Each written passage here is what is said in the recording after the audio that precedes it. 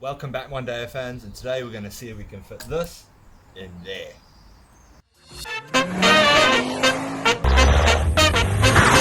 Got the bumper off, going to do a bit of visual inspecting, might bring it in here, I'm not too sure. Just basically going to see if there's any way I can fit that big fat intercooler in here, and then see how different the end tanks are and how I can get some sort of, get it going. So I'm going to have a look and I'll bring you in here once I've had a bit of a fit. Okay guys, so that's the AirTech out and obviously the universal one. Now the reason why I'm wanting to go for a more universal style is cost. Obviously that is about a fraction of the cost of one of these, but also the size, because you can't get a bigger one for a One Day than this. So as you can see, it's a bit of a niche thing. It's got 90 degrees on either end. It's a bit smaller, so this is going to take some modification, but I don't know if you can see there. Look at the thickness difference in that. The thickness is huge. This is a 15 bar intercooler. That's a 16 bar intercooler. This is, I think it's 60 mil wide, and that one's like 110 or something. The outlet sizes are bigger on here.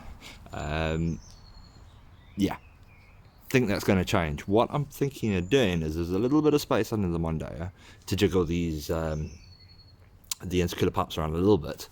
So what I might try and do is take this to my fabricator and get these chopped off and a straight 90 put on here, see how tight I can make it to put it on there. I mean, even with that modification, this yeah, it's going to cost next to nothing, and that's a very common size. So if I can get that to fit and something does happen to that, let's say it blows up or I have a crash or whatever, I can replace that pretty easily and pretty cheaply. And I mean, it's got standoffs on the bottom, and it looks to me like it's going to work. So let's start phoning around, seeing if I can get this thing modified. Right, we are up to our ankles and almost drowning in it now. So you can't really see, I've got marks on here. This lower half of here is going to have to go away, but there's a load of space on top to be free. So what I'm going to do is I'm going to make basically a new skin on here over the top, and chop all the back off, make brackets that hold this, free up a load of space, and then we'll see how I do it. It's going to be square bar with some lattice pieces, and then keep the tow hitch and that end, obviously. Yeah, I think we'll be able to do it, but it's a bit more modification than I wanted. But let's get it done. No point faffing about, I guess. Okay, thought I'd bring you in here and show you what my plan is. What I'm going to do is I'm going to get some square tubing. I'm going to slightly angle it to here, and I'm going to weld it on and create a lattice work around the bottom top and tie it into here. Now, before anyone moans that it's going to be taking any strength out of the crash bar, this is probably triple the thickness of the actual sheet metal that they're using on here, even this cheap bit of metal. So if anything, it's going to probably be stronger. Let's get some welds on it, I think. Okay guys, so things have escalated as they usually do with me. So yeah, decided to build a whole framework on it and put some side things on. So this is going to look like a freaking drift style crash bar.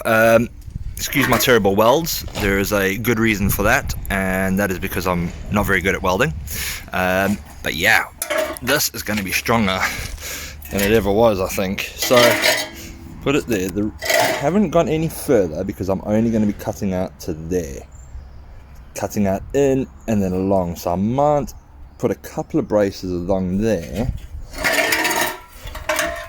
you know, so sort of down like this, or maybe a cross brace.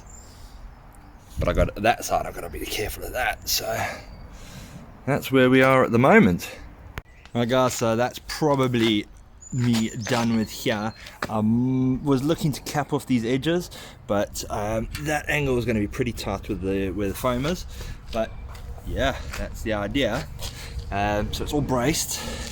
The next thing is to cut everything up to like here.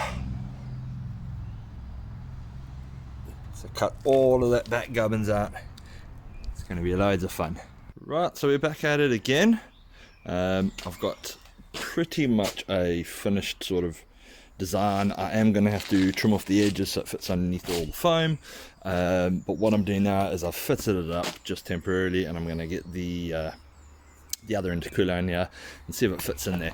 I've freed up quite a lot of space, as you can see there. So there's like probably that much more space, and I've calculated and it should just about fit. And then once I know it fits, I can pull it back off and then plate up all the back and add some more strength in it. So fun days, yay. My goodness, I must have somehow gotten something right in measuring, but it fits. This thing is so snug. I don't know if you can even see in there underneath the little brackets with my terrible welds. It is so snug, but it doesn't actually, see, once it's fitted, see if we can even see that, once it's fitted against the stop, it doesn't actually touch, and it has a big open area for air. So I think with some ducting that should be okay. Not perfect, but definitely good enough for who it's for.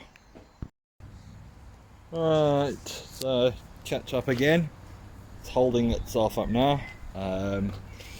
Looks okay, obviously besides my hash work, but yeah, done the brackets on top. Just need to do the brackets on the bottom, but I am painting the radiator support because it looked pretty crap and rusty. So that's where we are now. And we are back with some bottom brackets that are now mounted. They are using the same screw holes that the AirTech used, and then obviously they're bolted on there. So yeah, we're getting pretty far now. It's just to whip it all back off, do some box welding into there, add a bit more strength, and then paint it and get it back all in together and wait for my part work to come.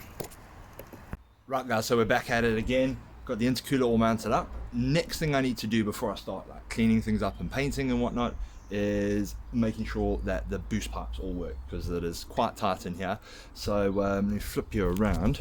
Now I've got a selection of 90s, 45s. I've got a few couplers and a map boss kit, because I'm going to keep the standard map, although it's only used for intake air temperature, but I'm going to keep it. So I've got the standard one, so I'm basically going to replicate this in silicone and hard pipe, and then about here maybe, or maybe even further down, I'll see where I can add it, add the map, so it just moves it off the intercooler and onto this. But yeah, I'll catch you up once I've had a bit of a mess about. And there we have it. That's the cold side piping, all fitted up quite well. It is close there. What I'm going to do is I'm going to put a bit of edging around here just to stop any rubbing, and then started on the other side. This is going to be a bit tighter on that end. I might need to shave this, but if it's not rubbing, I'm going to do the same, just put a bit of rubber edging on it. So basically what I got to do now, so I've got to make these pipes into that so it fits in the same place, and then has the mat boss. So yeah, but I'm gonna call it here, and yeah, next time we'll catch up. We'll get the cold side all bolted in and get this started. But again, thanks for joining me. Like, subscribe, share it around, and I'll see you in the next one.